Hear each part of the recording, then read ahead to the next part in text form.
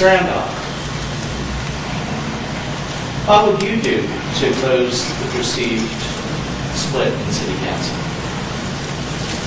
Hopefully get elected first.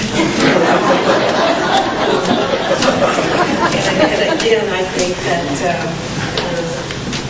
think that as a good leader, like I said when we first started this, you have to be willing to listen, open your mind and your ears, and sometimes be a good team member and a good follower.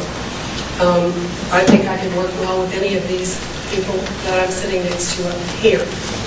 I think that you have to be professional, and you learn that as a professional, you can't have some of the outbursts that we had on council, and you cannot treat each other the way that we've seen in the past. The differences should come behind closed doors. But most importantly, I think that the difference comes from a real feeling of wanting to make the city better and not having alternatives as your reasons behind why you're making those decisions. It's always about, as Mr. Richard Cassidy says, it's always about the city and its citizens. It should never be something that is propelling you to another political position, and it should never be your pet project. It should always be about the city. Thank you. Mr. Harris, what's your opinion of receiving dinners or incentives from a group that's looking to move into the city? Can you say that one more time? Should city council members be able to receive dinners or incentives from groups that are looking to relocate to the city? I don't understand the question. As a city council, do you think it's proper for you to receive any dinners or other incentives from groups who are looking to relocate to the city?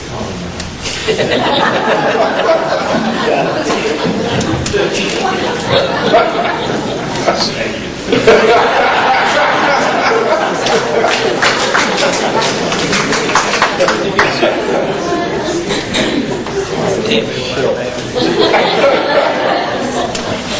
And Mr. Buchikowski, just to maintain equilibrium here, what would you do to repair the perceived city council?